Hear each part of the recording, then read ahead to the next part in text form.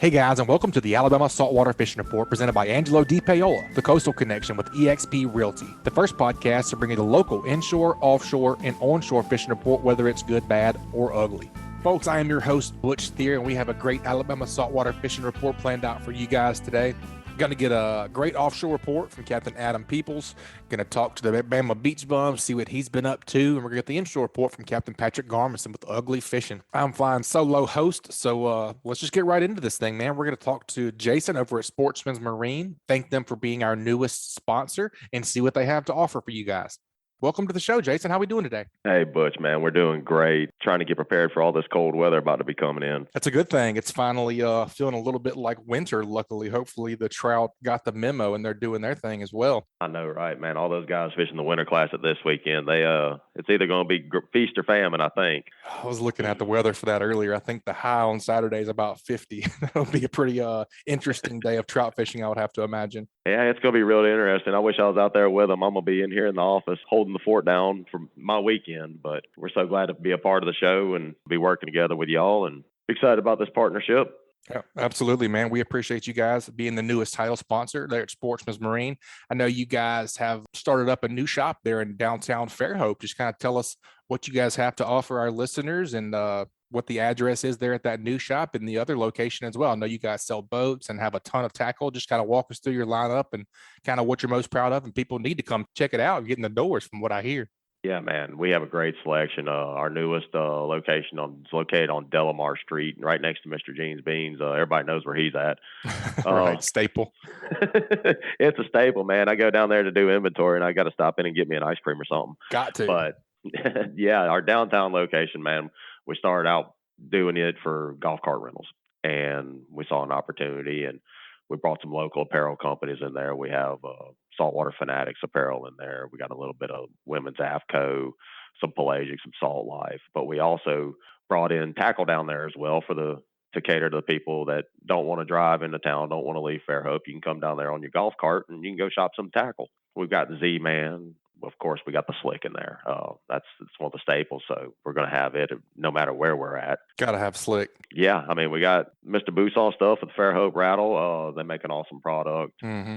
Got your basic stuff like your mirror lures, your TTRs, your MMRs, or top dogs, she dogs, just your staple stuff. Something everybody's got in their tackle box, and if you lose one, we feel like we're a good stopping point for you to stop and pick something up. Sounds like you got everything for trout and redfish that you're going to need around this region. Yes, definitely. Only thing we don't have is live bait, and if I could find somebody to catch live bait for us and babysit those, we'd probably be doing that as well.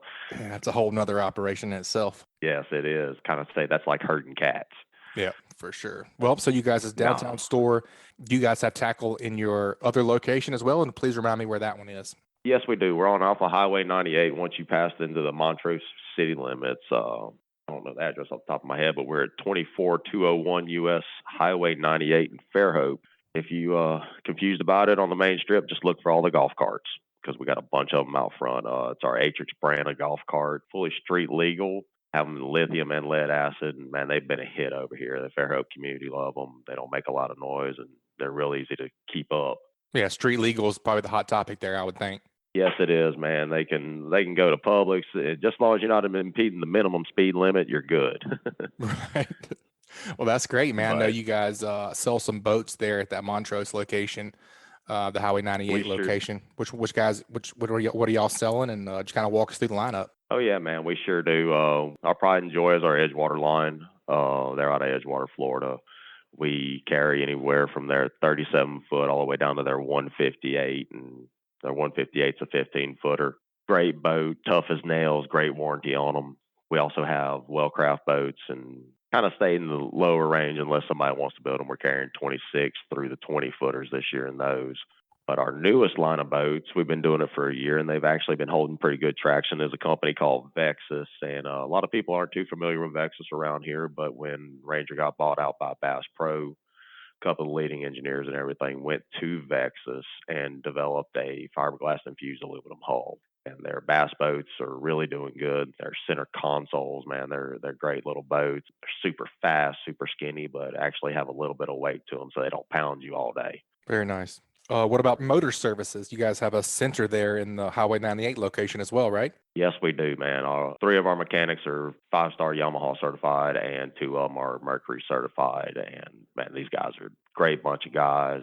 They talk to you like you're a normal human being. They'll deal with you. They help you out. That's one of the things that we've really tried to focus on here in the past years. We try to make you feel like you're part of the family here, and our customers, we want to show them that they come first, and you're not just another service ticket or just another fishing lure purchase or a rod purchase or something like that. We want to make you feel like family and want to come back and shop with us. For sure, man. And I know you have plenty of fishing knowledge to be able to give our listeners if people come in there and want to pick your brain about the hottest slick lure or, whatever the fish are biting around that season. So that's always a plus. Yeah, man, that's one of the things that I tell everybody. I don't claim to know it all, but I got a little bit of everything. I can do everything from crappie fishing to redfish and speckled trout. So I tell everybody, man, if you got a question or you want to learn a new tactic or a knot or something, anything, just come by and ask. And I have no time taking time out of my day to sit down and talk to you about it. All right, Jason, it sounds like you guys have some awesome locations there and pretty much everything you need in both locations, a one-stop shop. We talked about the tackle at the downtown location. What can we expect out of the Highway 98 location as well? Man, the Highway 98 location, we have everything we have downtown plus more. We just brought in 60 foot of freshwater tackle here, anything from Bandit to Strike King, Gary Yamamoto, plus a little bit of crappie fishing stuff for those guys who like to chase those old paper mouths. Mm-hmm. We also have, of course, man, like we say, we have the biggest selection of slick lure in Mobile and Baldwin counties, and that's kind of one of the big things that we're proud of, that we're going to have it in stock no matter what. Yep, very cool. Got to have the slick, especially this time of year. It's slick season. Got to have the slick, man. And we got another wintertime and year-round staples, the Matrix. Got the new Charlie Custom Croaker that they just dropped a few months ago. We got Z-Man, H&H, K-Wigglers, all the local brands that you hear about. And if you don't feel like driving to Bass Pro or Academy or Dick's, you can stop and see us, and we more than likely got it on our shelves. Very cool, man. We appreciate you guys being a sponsor and bringing the fishing report to our listeners every week for them for free. So, man, we really appreciate you guys. And if folks want to give you a call or give one of the shops or both the shops a call, we just went over the addresses and the location. So what's a good phone number if those guys want to get up with you? And ladies, of course, want to get up with you and pick your brain or ask if you got something this or some of that or set a service appointment or anything like that. What's the best way to get in touch with you guys? Yeah, man, best way to get in touch with us, call us here at the main location at 251-928-2244. And that's our main shop. And you can ask for me, Jason, in sales or in tackle, or else you can ask for our service department, and Mr. Jody and Miss Tony will take care of you there. Also, one thing I wanted to throw out there for our listeners this week is, man, if y'all come in this week or anytime here in the near future, if you hear this ad, we're willing to say knock 10% off your order if you tell us that you heard us on the podcast. Awesome. I like that, man. We appreciate that. You guys go into Sportsman's Marine, tell them you heard Jason on the Alabama Saltwater Fishing Report and get 10% off, man. I like that. We appreciate you. Oh, yeah, man. And we want to show people that we appreciate them too. Absolutely, Jason. We appreciate you being on the show, and we look forward to talking with you next time, buddy. Yes, sir. Hey, man, thank y'all, and y'all stay warm out there, all right?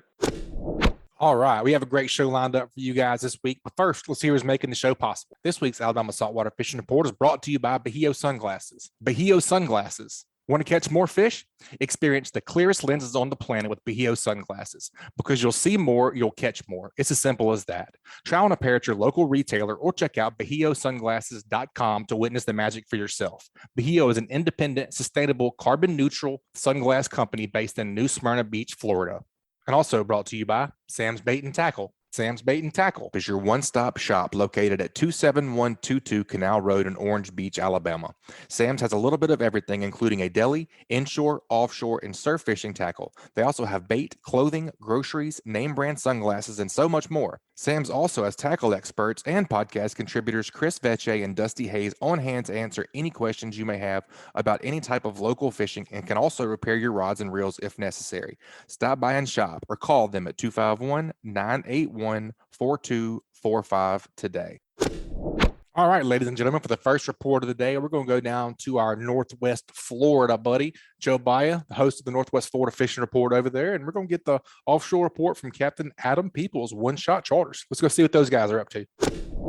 All right, folks, starting it off this week, let's go check in with my old co-host, Butch Thierry, over on the Alabama Saltwater Fishing Report. And we're going to do a little joint offshore report. I think you'll see why when we get into it. How's it going, Butch? Doing all right, man. Is old, you saying old like as far as like past tense, or are you calling me old? Yes. Open to interpretation. Yeah. Well, man, it's been tough to get an offshore report. Seems like all the guys over here, charter boat guys are on the hill and still chasing those old whitetails. So what you got for us this week? Yeah, man, I was talking to somebody about that this week. They were talking about they were in the shipyard and working on the boat. I said that's the real salt life right there. Cold days in the shipyard. I remember those all too well. I try to block them out as often as I can. You're a professional mariner when you find yourself there. But no, let's go talk with Adam Peebles. He's been out there. He's been getting after him. The guy never quits. Let's see what's going on. What's going on, Adam? Oh, Joe, just trying to stay warm when I can. I hear you. Yeah. Finally got a little cool weather. Yeah, y'all must have found a weather window. There hadn't been a whole lot of days here recently that I've been wanting to get offshore. Y'all found a little window and got out, huh? We threaded the needle and rolled the dice a little bit. And, anytime you go this year, you just kind of accept the fact that it's most likely going to suck. But the Gulf smiled on us, and we had some absolutely beautiful weather and just gorgeous seas. And, for January, you just couldn't beat it. It was awesome. And we even caught a few fish, which is cool. Adam, let's talk about that particular component to start things off. And we've hit on this before on the show, but this is the time of year it becomes even more relevant, and it's always good to revisit this conversation of finding a weather window. I want to know, most of the time you're running what most people might think of as a big boat, but in the grand scheme of things, a small boat. You're running center console boats in the 30 to 40 foot range. You've got to pay close attention to these windows and make sure you don't get caught out in something that's nastier than you want to be in. So when you're looking at a window and you're trying to decide it's a go or not, what kind of conditions do you pay attention to? And just trying to take me through your thought process as to whether to call it off or hit the water. Sure. I got two different trains of thought on it, and it depends on if I'm fishing on my 31 Cape Horn or the 46 Invincible. The 31 Cape Horn, I'm a little more conservative with this time of year, although I'm not scared to run offshore and fish in that one. I'm not quite as leery in the 46 Cat just because, man, it's just such a beast that even if it gets nasty, it's not that big of a deal. That being said, just looking at a combination of things. I look at the software that Reefcast has and all the models there. I look at Windfinder. I look at just the regular weather forecast. I look at the front timing. This time of year, it's fronts. Front's coming through. And, the pattern is the front is coming in. You got a cold front coming. You're going to get a big pull out of the south or the southeast or the southwest. It's going to roll out of the south. It'll get big. Front comes through, you get some storms, it gets really cold on the backside of it, big north wind, and then you get sometimes 24 hours, sometimes 48 hours of decent weather, and then it all starts again. So it's just really just kind of looking at the timing of those fronts and just, experience-wise, I've fished a lot in the wintertime, for years. So it's something that, man, sometimes I'm like, all right, I've got a good feeling about this, let's make it happen, and sometimes I'm like, I just don't think we can make it work. Just one of those things this time of year, if you decide to go offshore, especially way offshore, like an overnighter like we did the other night, you just got to accept the fact that, hey, it's probably not going to be what it's forecasted. So, as long as you're prepared for that and you're cool with it, then, hey, man, go get them. That's just kind of what it is. You're talking about the difference in the two boats. A lot of folks probably run boats in that range, either of those two ranges, but I would guess more towards our recreational guys, more towards the Cape Horn size boat, 30-ish feet, give or take. 46 foot is a really, really, really big center console. It is a big center console. I was just sitting here thinking about like the Barely Legal, the boat that you and I worked on. It's a cabin boat. It had a giant cockpit. Feet. That thing was a 36. I was literally just sitting here thinking that when Adam was talking. Oh, it's a big boat. Yeah, it's all in the eyes of whoever's talking, like the guy running the 65 Sportfish may say, right. Hey, that's a little boat. And then the guy running the crew boat out to the oil rig is going to look at the 65 Sportfish and think it's a small boat. So it depends on who you're talking to. But when you're thinking about that 30-ish foot range, Adam, so let's just maybe say maybe 25 to 35 feet. And of course, not all hulls are designed the same. I'm not trying to lump everything in together, but that size craft from a seas perspective and from a wind perspective, that's another thing I've noticed is that a lot of times you'll say, all right, winds, seas are going to be 2 to 3 feet and winds are going to be 15 to 20 miles an hour. And I'm like, it ain't going to be 2 to 3 if it's 15 to 20 mile an hour wind. So in a forecast, what makes more of a difference to you, wind or predicted wave height? The wind, for sure. The wind is going to affect the wave height, and it's going to affect the conditions. And anybody that does any amount of fishing, I mean, you can get out there in a 2 to 3 foot swell that's spaced out with no wind on it, and man, you might as well be slick calm. It's easy fishing. You can run just about in any direction except straight into it usually, and it's not that big of a deal. But if you put 15 knots of wind on top of 2 to 3 foot, it doesn't take it very long to get really nasty, right? Especially in a 30 foot or that range of boat. So I'm much more conservative than I used to be on when I want to go fishing on my boat, my Cape Horn, because I just don't like getting my butt kicked. That's called wisdom, really, Adam. Wisdom, that's correct. Well, it is. You learned your lessons. What you're willing to take to go try to catch a fish. And I've got full curtains on my 31, so I don't really, even if it gets blown out, I'm going to stay dry. And the boat, man, I mean, heck, it's a 31 Cape Horn, freaking awesome boat. So, it just depends on how bad I want to. It is a combination of things, but I mean, at the end of the day, this time of year, I'm looking for a pretty dang nice window to go fishing. So I want it to be calm. I don't want it to be rough. I don't want to be getting drenched and just getting pounded. And so, hey man, if fishing days are few and far between this time of year, that's just the way it is.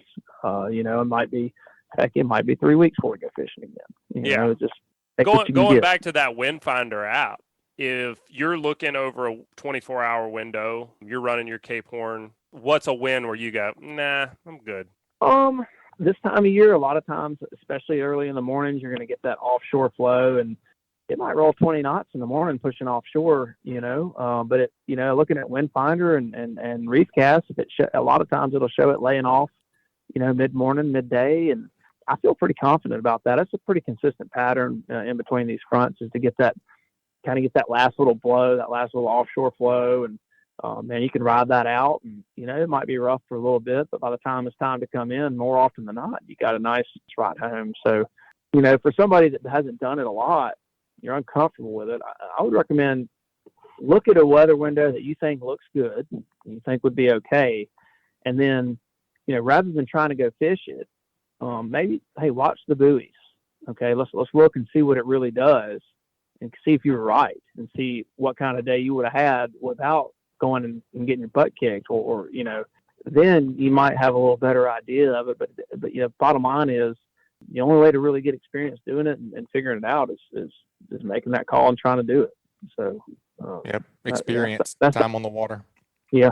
All right. So we know we've got a window now. We got a nice calm ride out. So Captain Adam, don't spill us coffee. What were you guys chasing, Captain Adam? Were you doing your sword thing? Were y'all bumping some stumps, those rigs out there, or what were you guys getting into? Man, we actually decided to change it up and not go to the rigs, just based off of the water temperature I was seeing out there. And this kind of historically, this time of year, it seems like most of the good fishing's kind of more west and inshore over that way. And it was a really small window, and I had to take that into account too. The wind looked like it was going to pick up out of the west-southwest, followed by the east. So it was kind of roll around to the east. So for me, I wanted to go south. That seemed like the best direction to run. So we ended up just going out and pulling some lures during the daytime. We were hoping for some billfish activity, pulling lures. We had the water temp for it, and no action on the billfish, but we did end up with a couple of wahoo and some nice dolphin, and missed 2 big bulls. And I mean, it was decent fishing. We didn't have any swordfish activity at night. We caught an escalar and a pomfret at night. We did have one bite. I was cooking breakfast for everybody in the morning. Never fails, right? And look over, and the rod's just feeling drag, and we added some drag to it and we pulled off. So it could have been shark. Who knows what it was? But we did have one good bite at night. And yeah, at the end of the day, we caught some fish, and the weather was beautiful. So for me, that's a success this time of year. Heck yeah, that sounds pretty tropical for January. Yeah. You start talking mahis. That's pretty pretty unique in my mind, just because I'm not thinking that way. Do you find that that bite has been something you've seen over the winters in the past? You still catching those fish? Not particularly. It was unusual, but that being said, we were in the water temperature range where they like to be. I guess that's all that really matters. Yeah, they don't know what month it is. Right. They just, they're just cruising around and like, oh, this feels right. So we were in the right water temp. So it didn't surprise me at all to catch them. Adam, I want to take you back to something you said, and I'm on a weather kick today, obviously, but, you mentioned that you looked at that wind direction and you chose a direction to run based on that. And every boat's a little bit different, I'm sure, like different hulls do better, with different seas, but what's your thoughts on the best direction to run based on wind direction? Are you trying to take a quarter and sea? Do you like a head sea, following sea? What do you really like? Because that's one of the things that I'm always amazed with captains that, they have the experience and you go out with them and you think, well, it wasn't that bad out there today. It wasn't that bad because they made it not that bad. They know what they're doing. If you had done it on your own and you just went to the one spot you had, just despite the wind, which way the wind was blowing. And that's what's so cool, about you charter guys. You spend the time to put out structures and really take the time to think about, all right, I need a place I can fish on really every wind if I'm leaving out of Destin as you are. So what's your thoughts on that? Take me through how you choose a bearing. Yeah, well, so this time of year especially, you got to watch that northern wind kicking up. That northern kicks up when you're way offshore, man. That can be the worst butt kicking you'll ever take. So that's the main thing. I don't really like going out knowing I'm going to have to come back in with a north wind no matter what direction I'm going. So if the north wind is going to kick up hard, that's kind of a red flag for me. Mainly it's a red flag because I've taken my lessons from taking a beating so many times trying to do it. But that's a big one. And the main thing is, as far as this directional thing goes, I do like a quartering sea, whether it's quartering off the stern or quartering off the bow, either one. Doesn't really matter. And that's with both boats that I run. Both boats handle those seas well. I don't really love a straight-on head sea or a straight-on following sea. I'd rather run the trough somewhat, and even if it's directly in the trough, and by that I mean running parallel to the waves, you can run a lot better when you're not, if you got to follow, everybody says, well, fair winds and following seas, that sounds great in a sailboat. But when you're running 30, 40, 50 knots, you come off the back of one wave and you dig into the front of the next one, it's not any more of a comfortable ride than going the opposite direction to me. So I don't really like a following or a head sea. I'd rather quarter it or just run the trough either way. So especially this time of year, I really take that into account. Yeah, man, I couldn't agree with you on the following. See, that's always been the biggest pucker factor for me is surfing down a wave in a boat. I've never liked it. I remember the first time, Butch, I ever drove a boat with a with a surfing down a wave, and your dad, I was in the bridge with your dad. He's like, here, hold the wheel, and I was over there just panicking, and he was just laughing at me, and man, but I don't like that feeling. I don't like that feeling of being sliding around. You don't have all of the control. It feels like the waves kind of pushing you one way or another. I mean, you got the throttles, but it's still a little sketchy. Yeah. I still, like you said, Adam, that quarter and sea, whether it's, no matter the direction, I think you can do something with that for sure. Yeah. You can just make better speed. You can make better way doing that, and making better way equates to a shorter ride, which means you're getting your butt kicked less. And so that's kind of what I look at. Yep. Going back to the fishing talk, if we get the meteorologist out of here for a second. You're talking about catching those wahoo. Were you guys just pulling like a regular old spread, or do you guys have any shaky baits down deep? Were you throwing up some meat baits up top for those mahi, or what were you guys running? We ran a little bit of everything. We started out pulling nothing but marlin lures, and after a long time of that with no love, we threw some ballyhoos in the mix and started seeing a little bit of floating debris. So we threw a couple of plugs in there, which I freaking hate pulling them, but hey, they caught one of the wahoos, so, there we go. But yeah, so now you got to pull them next time too. That's right. Yeah, we kind of mixed it up a little bit. We did get the majority of the bites were on the ballyhoos, but save for that one wahoo. But it was just all about what we were seeing. And I mean, like I say, I wanted to catch blue marlin on a lure. That was January blue marlin on a lure sounded awesome. But I don't know if it was the moon or if they just weren't there or we suck or what, but it wasn't happening. So we changed it up, and just it's a matter of, hey, this isn't working. Let's try something different. Any Yep. particular speeds working out for you? I mean, were you just kind of slow trolling like you would a marlin spread catching these wahoo, or did y'all, you mentioned you're mixing it up with the spread, but what about speeds? Yeah, about 7.5 knots is where we were running for the most part. There was a good bit of current too, so it kind of varied. Going into the current was a little slower. Going with it was a little quicker, just to make the lures run right.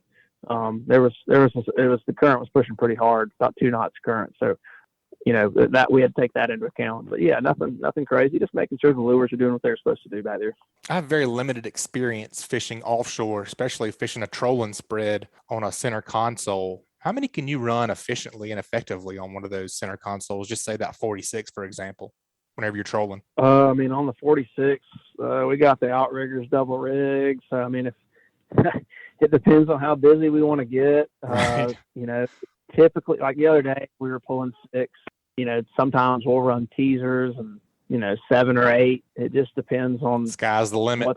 It's just who do I've got on the boat with me. That kind of stuff matters. I'm more along the lines of keeping it fairly simple more often than not. Like on my 31, I like to pull 5 and a teaser. But, it just, you can get as busy or as not as you want. The bottom line is just make sure that what you've got out there is looks right, is doing the right thing. As long as that's going on, you got a chance to catch a fish. So, I have seen some people, they seem to want to get a little too busy with it, and then they get a bite and it's just chaos, and it's just a total yard sale in the cockpit, So, man, just do what you can handle, and what your crew can handle is what I would say. That's what I do. I don't want to overload it. I don't want to make it so that it's hard to fish.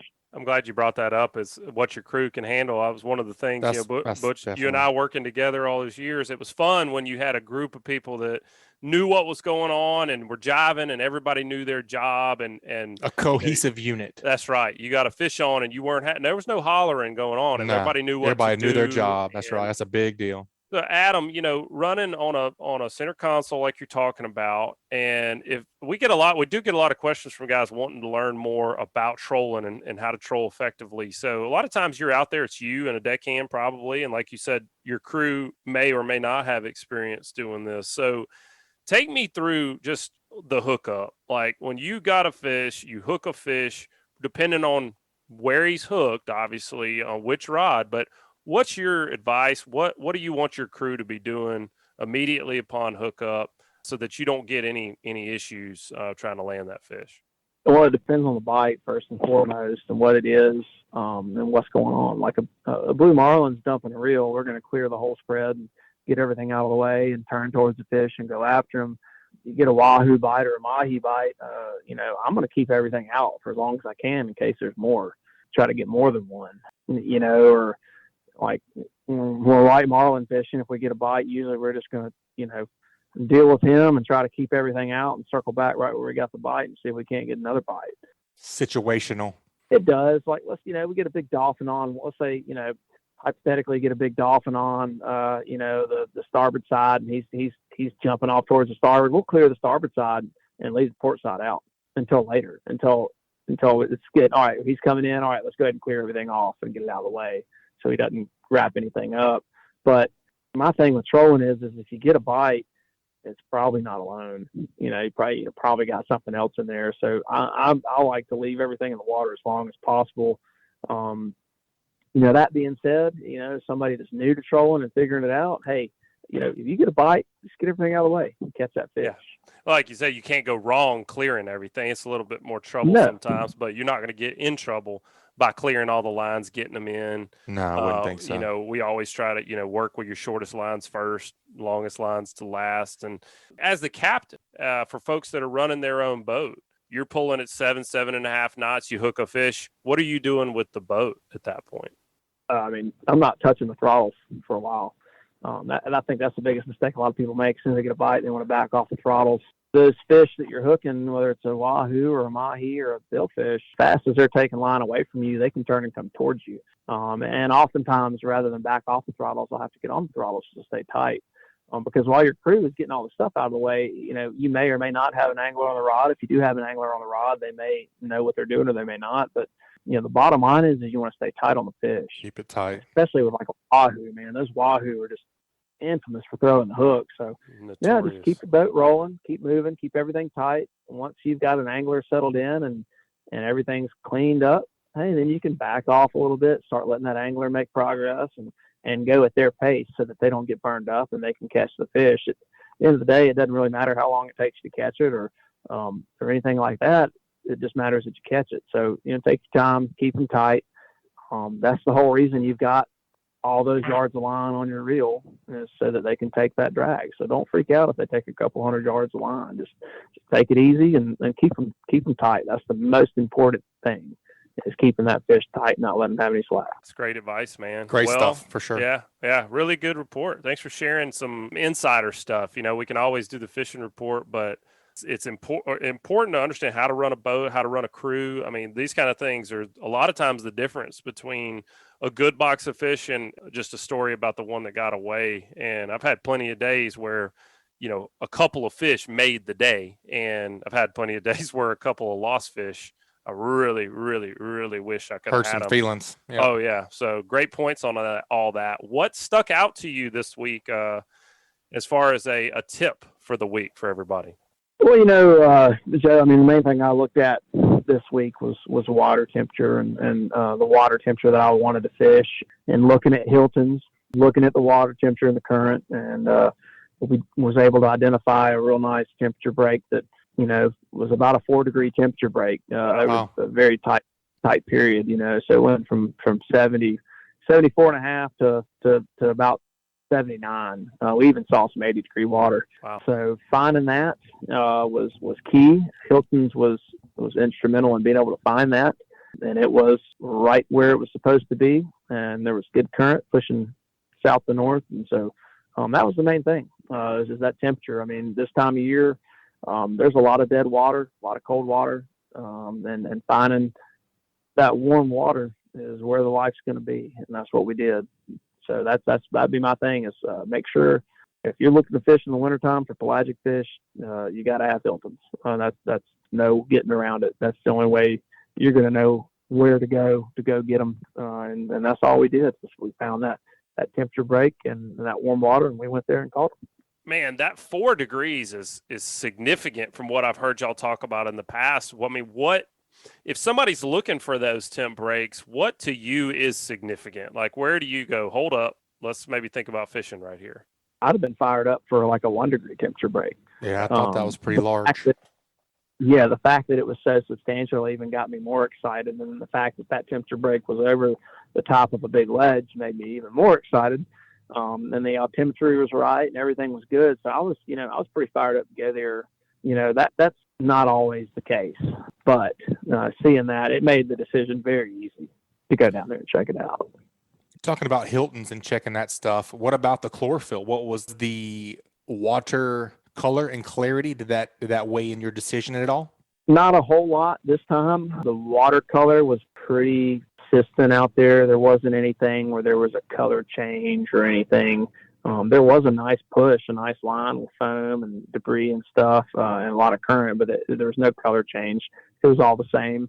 The main thing that I was concerned with this time of year was water. The water temp. Whether it was blue-green or blue or blended or however it was supposed to be. I feel like finding that correct water temperature this time of year is the most important thing you can do. Now, later on in the summer, when all the water is about the same temperature and you're looking for, then the chlorophyll matters a whole lot more to me. But this time of year, just find the warm water. That seems to be where the fish are going to be.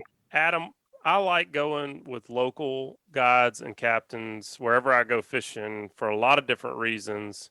But one of the things to me that's invaluable is if for guys that fish a good bit recreationally, is to just be on the water with guys like yourself for 8, 10, 12 hours. And just as these thoughts come up, being able to talk to them and ask questions. And I've learned so much just through just being there and being present. It's hard to think about everything you want to ask until you're there.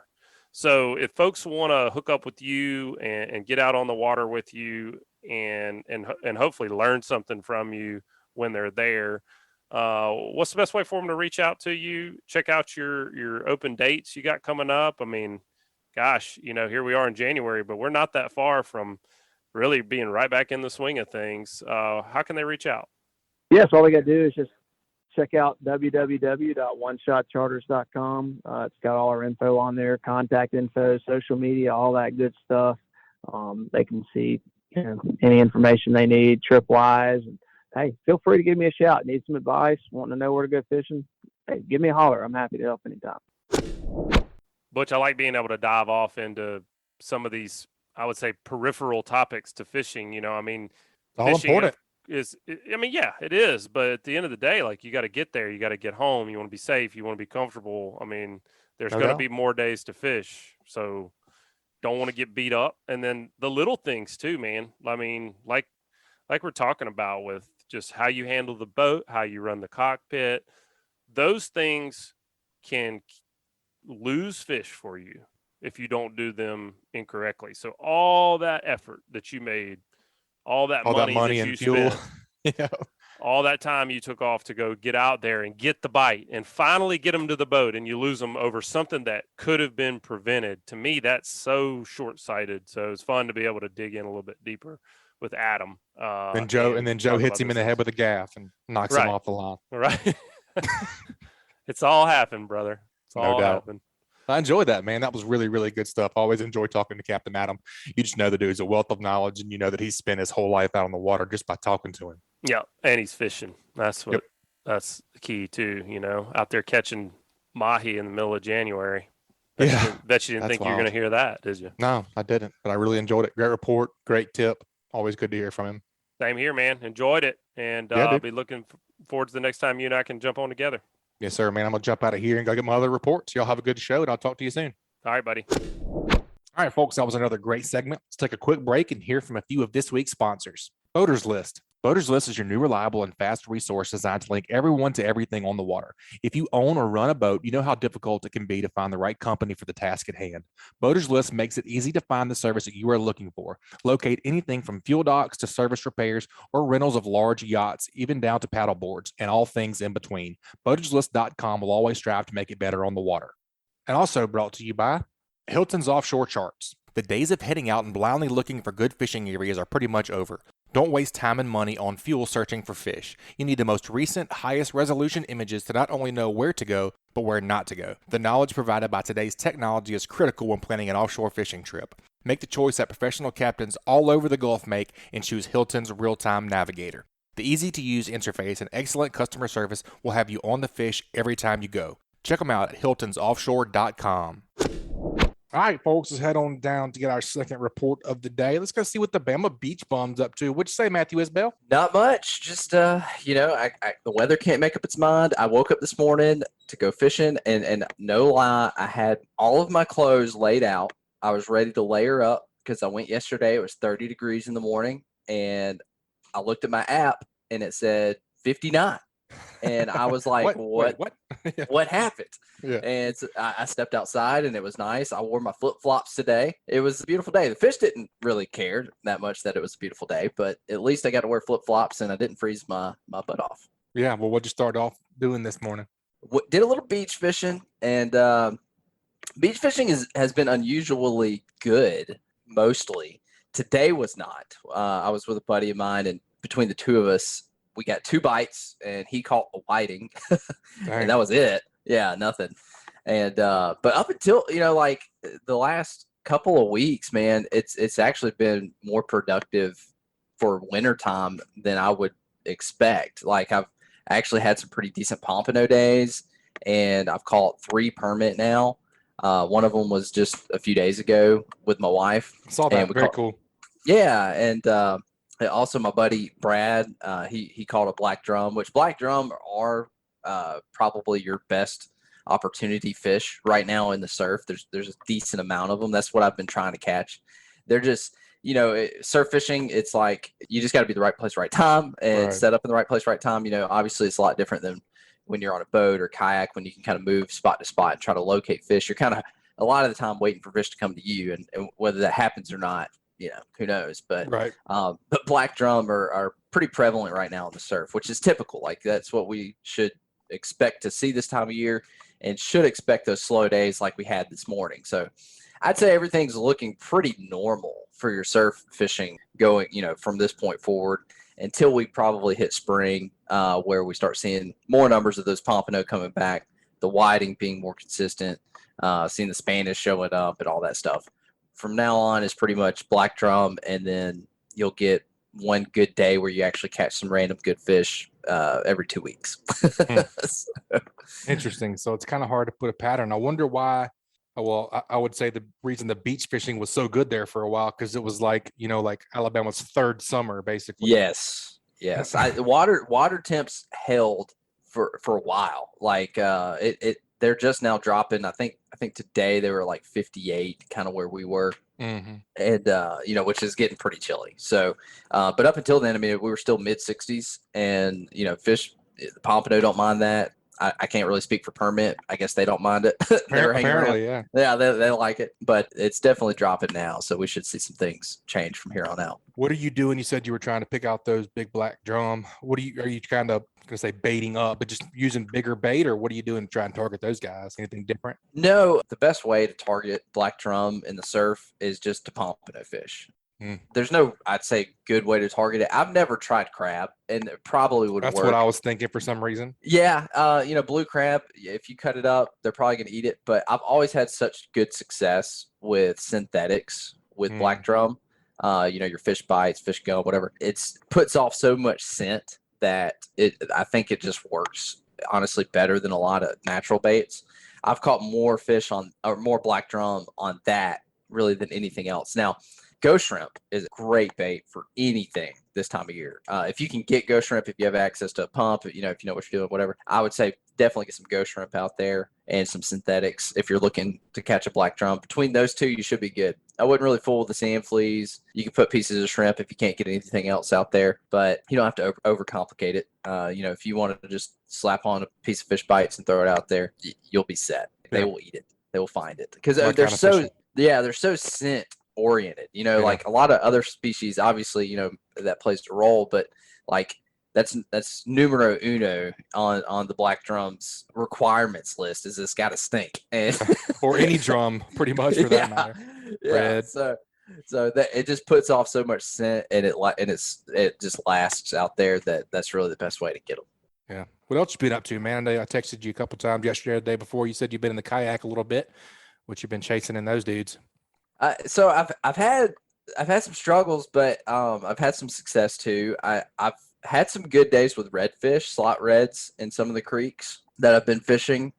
They have not been shy, and I recently had a really good day with sheep's head. That was a lot of fun. That was the first time I've ever personally targeted sheep's head from my kayak. I don't have like a pedal drive or anything like that. I don't have anything fancy, so it was a good time. I caught several and got pulled around a good bit in my kayak. Yeah. Just got a little cheap pelican. So that was a good time. But I've spent the large majority of my time in the kayak looking for daggum trout.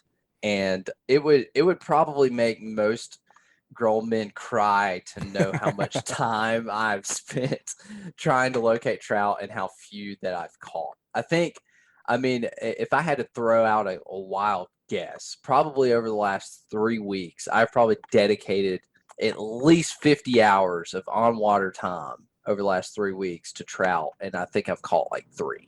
Wow. So, yeah. It's got to be a weather thing. What I've been doing, I know this is a fishing report show, and right. That's what I hear. I wouldn't necessarily take what I say about trout fishing to the bank, but just because I don't claim to be an inshore trout fisherman expert. So just because I suck at finding them doesn't necessarily mean that there's not people out there slaying them. But right. And I'm kind of new to it for the most part. But fishing in the same places that I would expect to find trout, like the areas that I had success like this time last year, I'm just kind of going off of that. And I am fishing new water. Like I've actually fished a lot of new water, but I'm fishing the same types of water that I had success in last year, and like where I would expect to find trout. And they're just not there. Like either that or I just, suck at catching them. I don't know. But. Well, maybe a little bit of that too, but I would think I just think that it is a totally different quote pattern than it was this time last year. Actually, I need to go back and listen to last year's episode around this time to see if we were still talking about how hot it is, which I don't think it was. We had a much colder winter last year.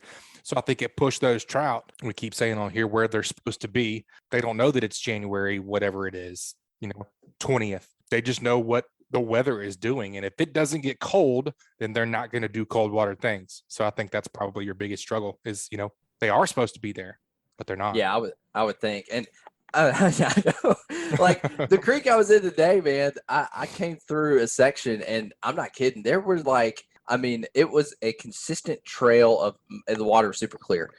It was just black with mullet, like finger mullet. I'm like, okay, I got bait, I got good water. Where the crap are the fish, man? Like, I just, right. I don't understand. It is trout. Like, I love them. They're really, this time of year is my favorite thing to do. I love to get in a kayak. I love to go chase trout, and I had decent success last year doing that and caught several. And this year I just have not been able to get on it, man. I'm pretty upset about it. Yeah, well, if it makes you feel any better, we talked to Veche last week, and he was having the same struggles. He was, their fish quote weren't where they're supposed to be, and he was kind of focusing on reds mostly too. So, well, that's good to hear because Chris Veche, I have a lot of respect for that guy, and if he's having a hard time finding them, that makes me feel a little bit better. He's got a lot more experience than I do. Yeah, me trout too. Fishing. So if he's not finding them, then maybe I don't suck quite as bad. Right. Yeah, I'll be curious to see. We're going to talk to Patric Garmeson here in a minute. I'll be curious to see what Captain Ugly's been up to and what he's been successful with and has not been successful with. I know they have Winter Classic that he puts on this weekend, so I'm sure he'll be chasing those dudes pretty hard today and the rest of the week trying to locate some fish. So I'll be curious to get that report. What else, man? You're talking about redfish. What are you having success on those? Yeah, I've been trying to lure this year. I went to a couple creeks and had some success with it. A lot of slots. I caught a lot of really small ones too, 14, 15 inchers, but several slots as well. But I've been using the Salt Strong Slam Shady a lot lately. I don't know if you're familiar with it. And I have definitely seen it. I have not used it. Yeah, they were tearing it up, man. I mean, I've built a lot of confidence in that lure. I've used it a lot for a lot of things. But the redfish were loving it. I went back in one of the creeks that I found some in, and just to kind of change things up, and I used live bull minnows, which I had great success with that. I actually caught some larger slots doing that with the bull minnows. I'm not a big live bait fisherman. I honestly, like, if you were to watch my channel, all of my inshore stuff, you will very rarely see me use any type of live bait. But I just wanted to do it just to kind of change it up for me. It's fun though. I don't do it a whole lot either, but it's fun, man. It is. And honestly, the reason I don't do it is because I'm lazy. Right. It's a lot of work. It is way more work to fish with live bait. Without a doubt. It works. Like, I mean, you probably will have more success in most cases with live bait as far as catching fish. But like, whether you gotta catch it yourself or just keep up with it, keep it alive. Exactly. All those things. Yeah, it's just a freaking headache, man. I'd much rather just have a pack of paddle tails and go. Yeah. No, I'm with you. It is fun. Like you say, if it's an easy situation, if you got them or you have an easy situation to use them, it's fun. Doing some of that flounder fishing, which you did with Richard and then this year. I think one day they felt bad for me and they got some live bait and we caught some nice reds on it. And it was really fun. I like live bait. Yeah, I know that this summer you had the nickname Uno because you were struggling there for a little bit. This is a new year, right? This is 2022. Let's hope that flounder's gonna be better for me this year. Yeah. They're tough little boogers. I understand. They are, man, for sure. Well, that's a fun report, man. I mean, sometimes you can find them and sometimes you can't. Also, in a kayak, it's not like you can pick up and run 15 minutes and cover, 15 miles. No, yeah, and that's the thing too. I not only very limited. Kayak, yeah, I'm in a paddle. I don't even have the fancy foot drive ones. Right. Like I'm pretty much if they ain't there, that I ain't got a lot of options. Yeah. I'm not making a big move or anything. Right. But I have spent a lot of freaking time. I did fish with Terry Turner. And Nathan Rich, I was fishing with him before one of the last bog tournaments, and that was, and we of course we were in Terry's boat, and man, we fished. We only caught between the three of us. We only caught one trout that day. This would have been 2 weeks ago. I can't remember. I can't remember when that was, but same problem, and that we were fishing, I don't ever fish over there. That was a different area from where I fish. And literally we ran to like, I don't know how many spots, fished all day, 3 of us. And I consider both of them like extremely good trout fishermen, like Terry, Sure. They fish a Nathan, good like, bit. yeah, like they know what they're doing. And Nathan caught 1 trout and that was it all day. Dang. And hearing, that Chris Veche had some trouble finding them, but maybe it's just off year so far. Maybe it'll turn around and we'll just start hammering them. But I mean, they have to get in a pattern of some sort eventually, I would have to think. Maybe Alabama's 4th summer will bring. I'm ready for them to get on the beach. I'm ready for consistent warm weather, and I can walk the beach and catch those big fat ones off of the beach. That's a lot of fun in the springtime. It is. But we got a few months before that comes around. Unfortunately so. I know you're very warm-blooded critter over there. I am, man. I was excited that it was warm this morning. I was excited getting on the beach, but those daggone fish, man, they just didn't want to play nice with me today. Good, bad, and the ugly. It's always a report, right? That's right. Man, we appreciate you having on. If folks want to keep up with your bummy adventures, what's the best way to follow you? Yeah, just Bama Beach Bun. I'm on YouTube, Facebook. I just started a dang TikTok. I'm trying to get on. Too. It's the worst. I hate all this. It is. It's so bad. Don't get me started on TikTok, man. So I'm on all the socials. I'm a content creator by you're trade, Mr. Social. Trade now. Right. So I just signed up on TikTok, and when you're signing up for it, it asks what your interests are. And, so I go through, like fishing, outdoors, business, whatever. And every time I open up the stupid app, it's like people twerking. I mean, it's right. Like, what is this? And what did I pick interests for? Yeah, it's like highly inappropriate stuff, music, and children that should not be doing what they're doing on this app. And when I turn it on, it's like that's what it puts in front of me. And I'm like, what the crap? I don't understand this at all. This is not what I want to see. It's not what I signed up for. Yeah. All these other socials, YouTube, Facebook, they're pretty dang good at they're pretty close. Putting in front of you like what you're interested in, what you want to see. But dang TikTok, they just want to see. They just want to put the twerkers. Maybe it's got to learn your behavior. They just well, want to put the twerkers, he said. Well, I haven't watched any of them. They keep putting it in front of me. I don't understand. Maybe it'll take them time to learn your behavior. Learn the bundle behavior. I don't use TikTok. I don't either. I don't ever scroll or anything. I post, but I don't get on it to consume content. Agreed. I guess they're really trying hard though, because evidently that's what gets the views and the engagement there. So I may have to resort, if I want to be successful on TikTok, I may have to resort to twerking if I'm going. That's not a pretty picture. Let's stay away from that. Could you show me a few moves? Right. I mean, right. Yeah, we can maybe can work something out. Maybe I can make a guest appearance on your TikTok channel. Yeah, if you got some moves, I might use some help. I got the moves like Jagger, bro. All right, man. Good talking to you as always, and we can't wait to hear from you next time, buddy. Be safe out there. Yeah, thanks. Appreciate you having me. Good luck with them trout. Hopefully they turn around for you. Thanks. I need it. That was another awesome report, and it was brought to you by Advanced Transmission. Give the professionals a call who have been trusted on the Gulf Coast for over 25 years at 251-626-6061 or check them out online at www.advanced-transmission.com. And also brought to you by Bucks Island. They have new pontoon boats, bass boats, bow riders, and aluminum boats for sale. They provide boat service on all kinds of boats, even if they weren't purchased from Bucks. Visit them at 4500 Highway 77 in Southside, Alabama, or give them a call at 256-442-2588. All right, folks, let's head on down and get our inshore report from Captain Patric Garmeson, Ugly Fishing. What you say, Captain Patrick? What's up, Butch? Man, we complained about where's the winter, and looks like she's about to arrive. Maybe. Is it though? Yeah. I don't know. We've had some colder days, nights, and such. Water temperature this week is, I've seen kind of mid-50s, even bounce back up to the kind of upper 50s. So I guess, technically that's kind of winter temperature. Yeah. Bobby's always said that like kind of that 62-degree watermark is kind of that magic number to bring them into spring. I feel like that's about right. I mean, 50, usually sub 56 is where I start seeing them really start doing winter things. type thing. Yeah. Just talked to the beach bum for a little while, and he's been struggling with the old speckled trout. He said he's put in a bunch of time the past couple of weeks, and he just can't locate the little speckledy fellas. Well, that seems to be a common thread right now. We've got the Winter Classic coming up this weekend, so perfect timing for the speckled trout to go into hiding for everybody. Right. Really Exactly.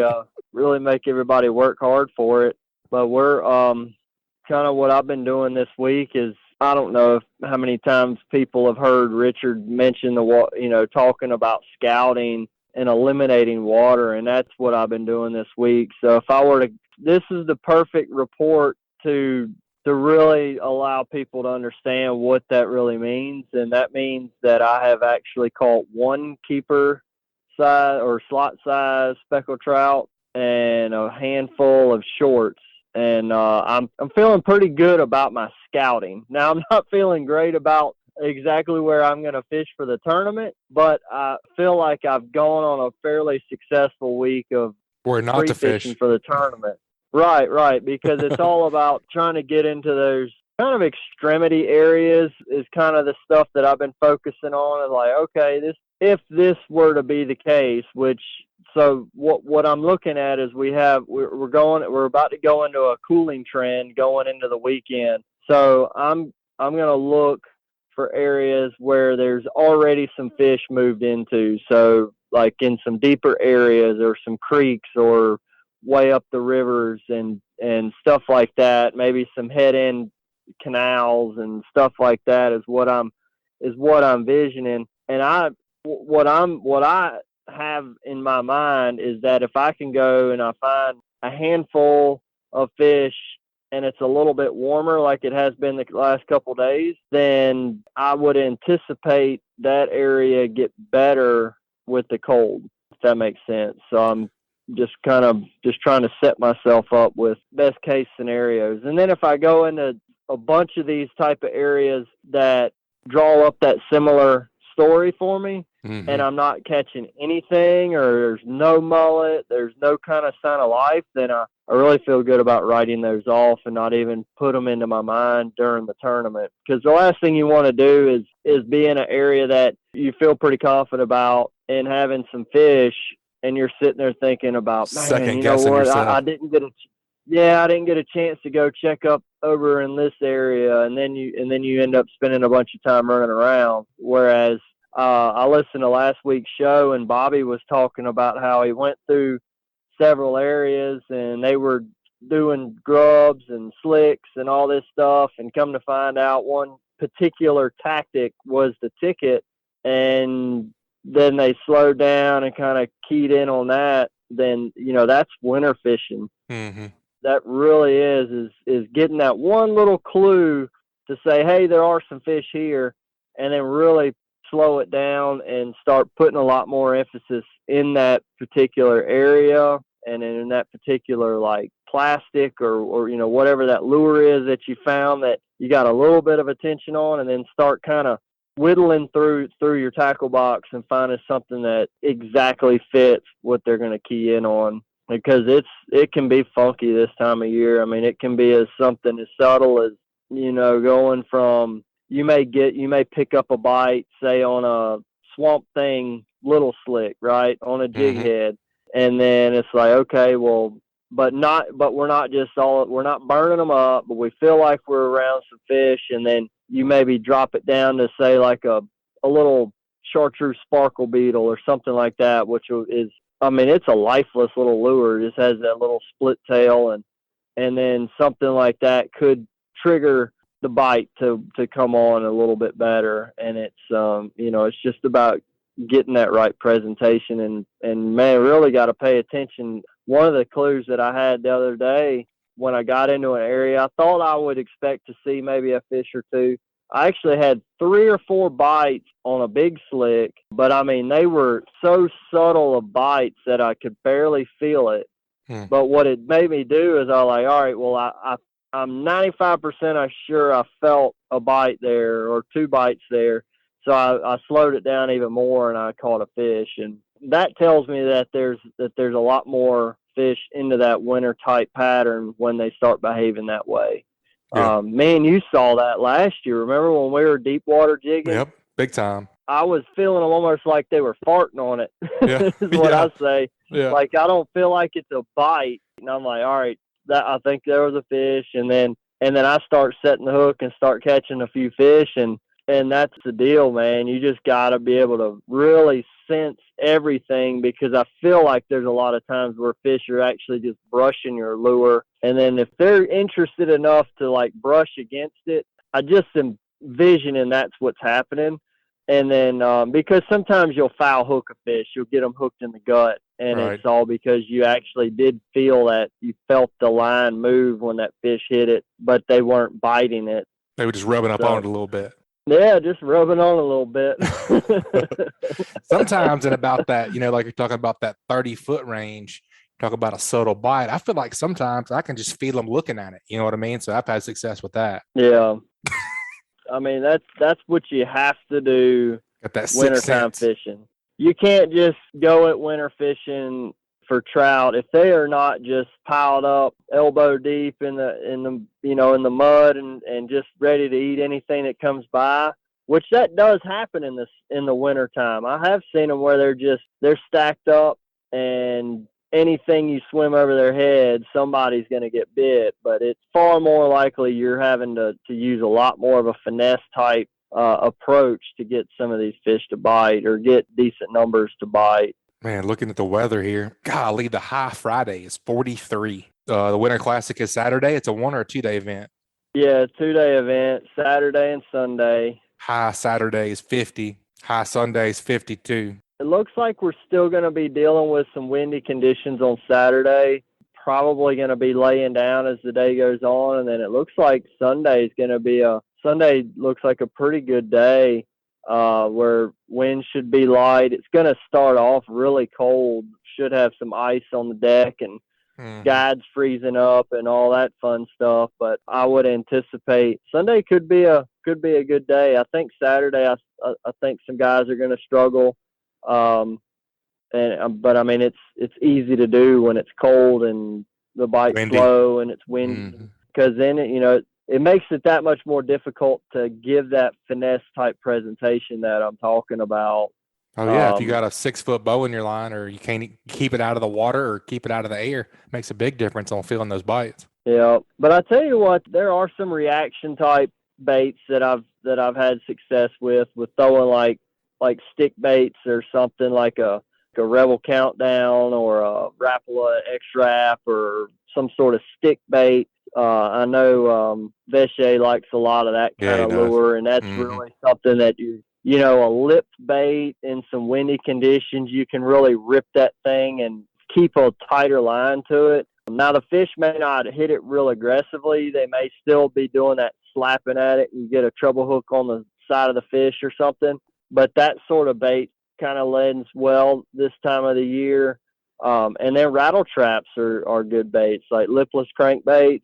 Yo-yoing those baits along the bottom and through the mid-column a lot of times can get you a reaction bite out of a trout that maybe just kind of cruising along suspended, and you rip a rattle trap by their face. They just eat it instinctively. Those are a couple of ways to those are a couple of lures that I like to mix in my day just to make sure I'm not leaving somebody behind, For sure. Just the spots you've been fishing around here, water clarity still pretty clear, even with that rain event we had. I guess that was end of last week. It rained a pretty dang good bit. Yeah, the tidal rivers that I've fished have all looked great. Fished north of the Causeway as well, and it's brown, but it's not bad. I could vaguely make out the head of my trolling motor for what that holds, Right. It's brown, it's fresh, but there's some fish down there near the bottom. So that's one of the things that I think I had talked about whenever I was on there with Richard, is the positive side of getting some of those freshwater events will help to push those fish down to the bottom and make them a little easier targets versus, if you're in 16 feet of water and the fish are anywhere from top to the bottom, you can really pull your hair out if you know you're around them and you just can't get the lure in front of them or do the right thing to be able to entice them to bite. Yeah, kind of bunches them up a little bit down in that salinity area. That's right. It's a whole lot easier to know that if you're keeping your jig on the bottom or very, very near the bottom, that's where your strike zone is going to be. So just same thing with eliminating water. That's all you can do. Got a bunch of water out there, and the faster you can eliminate water, then the faster you should be able to start dialing in on your fish. All right, man. I know you've been chasing those trout, ahead of the Winter Classic here, but what else you been chasing? You been doing anything else? Man, when the Winter Classic is neared, all else other falls to the wayside. Yeah. That's fair. There's been a bunch of sheepies around. The sheepies are calling your name. Yeah, I'm sure they are. So this time of the year, the sheephead generally you're going to start seeing a lot of the areas where, say, the reefs and stuff that we're holding fish towards the northern end of the bay, a lot of those are going to start drying up, and the reefs middle of the bay and further south are going to start, those numbers are going to start stacking up because those fish are going to start migrating a little bit each time. Seems like about every cold front, you're going to get a decent little migration, and those fish will stage up. They're gonna stop to feed. So if they find some structure, they're gonna pile up and feed, and then the next cold front comes through, then you're gonna see another big push of them, and they'll start moving their way to the south. And I'm sure there's already some that are starting to migrate into the Gulf and the lower rigs and stuff like that. I'm sure are starting to have some sheephead on them. But no, for right now, I've not had any personal contact with sheephead for several weeks. Just no contact. Yeah, just because of the Winter Classic, we get kind of mad at them at this time of the year. Hey, that's all right, man. Any report's a good report. Glad you found a few. Hopefully you can find a few to hold up for Saturday. I just wonder how much, even if, and I guess it's all relative. I wonder if you find some fish today, tomorrow, or Friday, if it's even going to matter for Saturday or Sunday, as crazy as the weather looks. You put any weight to that? You're hitting the nail on the head. That's why it's important to try to have a plan A through D and not just we got a plan A. And right now, my plan A, I think, is a decent one. But if for some reason we get a bunch of local rain or something out of all of this weather, could mess me up, or they may not move. I don't know. Those are the guessing games, and then it's fun though, because you just as soon as you think you got them pinned down. It happened to me last year in the Winter Classic. I had one school of fish that I felt like was a rock solid kind of plan C, D kind of place, but I felt like it was like, all right, if all else fails, we're going to be able to go up here and get 10, 11 pounds. Mm-hmm. And Sunday it ended up that we needed that plan C and D to pan out, and we showed up and the fish were gone. Could not buy a bite, couldn't find anything on the fish finder, and it was like, well, alrighty then. Now we're 2 hours from the weigh-in ending, and we're having to find a school of fish to finish out our creel. So it happens to all of us, except for Richard and Bobby. Somehow, those guys, man. Right.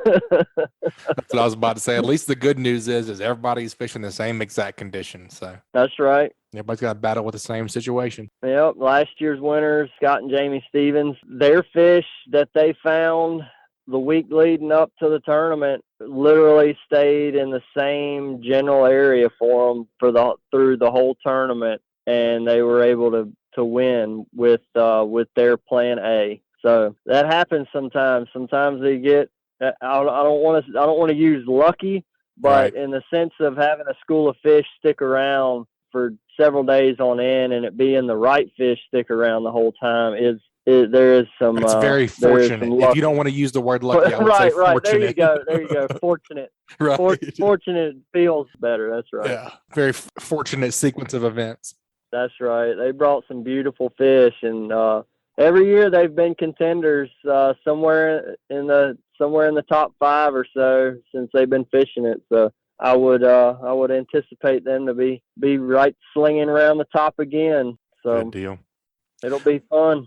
It will be fun, man. Good Anybody, deal. We'll have the weigh-in there or near the boat ramp by Ralph and Keiku's.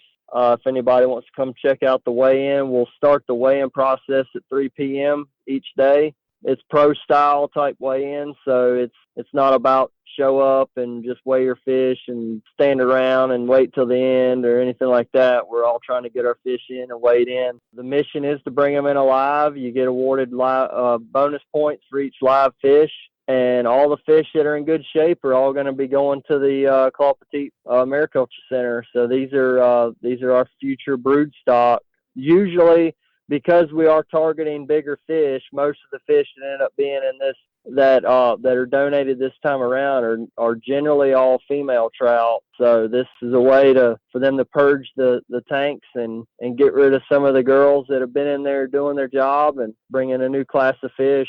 So it's not all for just bragging rights and trophies and all that. It's we're all trying to do our part in keeping the hatchery stocked with some good quality fish. Very, very cool, man. We wish all of the participants good luck in the Winter Classic and you as well. Hope you guys have a great trip, man. I know it'll be interesting either way. Hope you guys have a great outcome.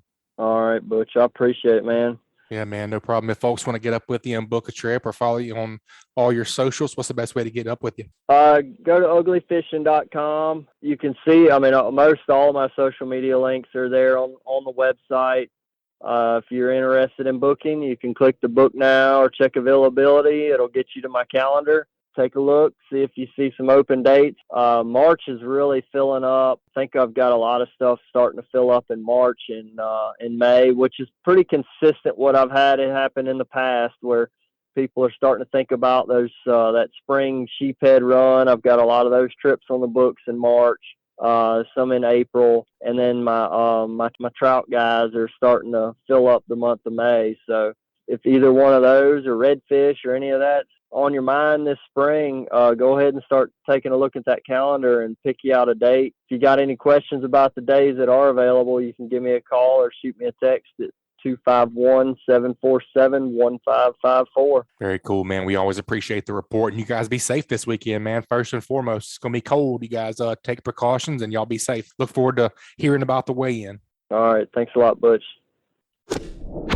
This week's Alabama Saltwater Fishing Report is brought to us by Test Calibration. Is your diesel engine showing signs of low pressure or excessive engine smoke? If so, you may be in need of a repair to your diesel fuel injection system. Test Calibration has been selling and servicing diesel turbochargers and fuel injection systems since 1976 and are up to date with all the latest diesel technology. No matter if you're running a diesel in your boat, tractor, or truck, Test Calibration can help you. Contact them at 800-822-0057 or visit them online at testcalibratindieselandturbo.com. And also brought to you by Dixie Supply and Baker Metalworks. Dixie Supply and Baker Metalworks are proud to be your metal roofing headquarters for over 40 years. Save time and money by buying from the most reliable manufacturer on the Gulf Coast. Buy it today, pick it up today. With the addition of their new store in Cantonment, Florida, they now have 8 locations to serve you. Dixie Supply and Baker Metalworks, your metal roofing headquarters.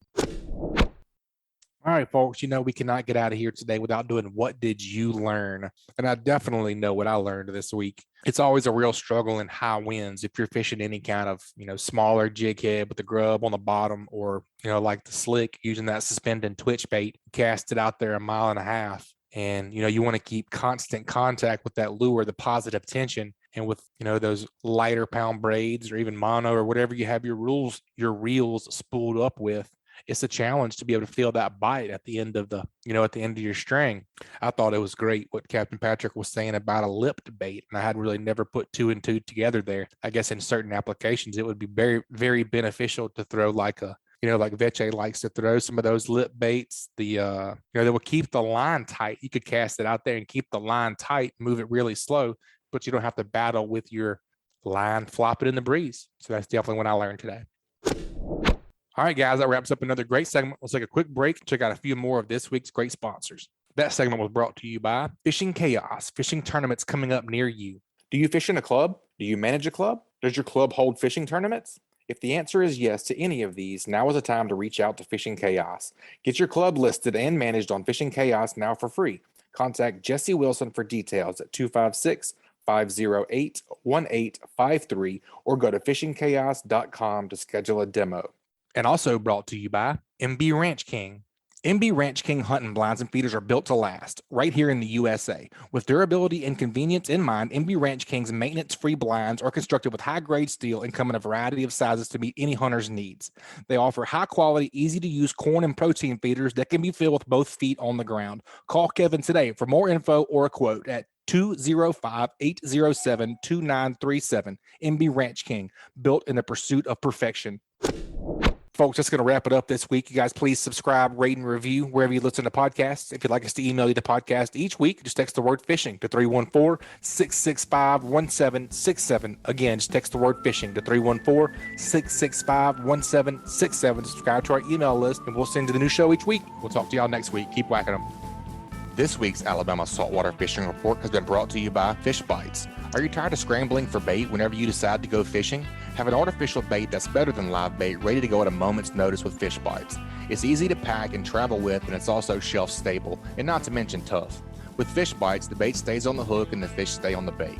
Check out the full line of scented saltwater, freshwater, and tackle at fishbites.com. Also brought to you by Coastal Conservation Association of Alabama. Check them out at ccaalabama.org. Also brought to you by Advanced Transmission in Spanish Fort. Give the professionals a call who have been trusted on the Gulf Coast for over 25 years at 251-626-6061 or check them out online at www.advanced-transmission.com. This week's Alabama Saltwater Fishing Report brought to you by me, Angelo DePaola, The Coastal Connection. Find us online at thecoastalconnection.com. And also brought to you by Admiral Oysters. Admiral Oysters are available by the dozen at Bon Secour Fisheries, Inc. in Bon Secour, Alabama. From a simple, nutrient-dense appetizer at home or a shucking party with friends, Admiral Oysters will steal the show. Call 251-949-7411 for pricing and availability. And also brought to you by Test Calibration. Test Calibration is your source for sales and service of diesel turbochargers and fuel injection systems since 1976. Contact them at 800-822-0057 or visit them online at testcalibratindieselandturbo.com. Also by Killer Dock. Killer Dock uses marine-grade aluminum to make fabulous fish cleaning tables and stunning canopies that will keep us out of the sun. Killer Dock combines durability, function, and design to uniquely upgrade your entire dock experience. Visit killerdock.com to see more. And also brought to you by Photonis Defense PD Pro Ultralight Ultra Compact Night Vision Systems. Simply the best in-class night vision systems ever built. Contact them at photonisdefense.com to learn more. Photonis Defense, Masters of Darkness.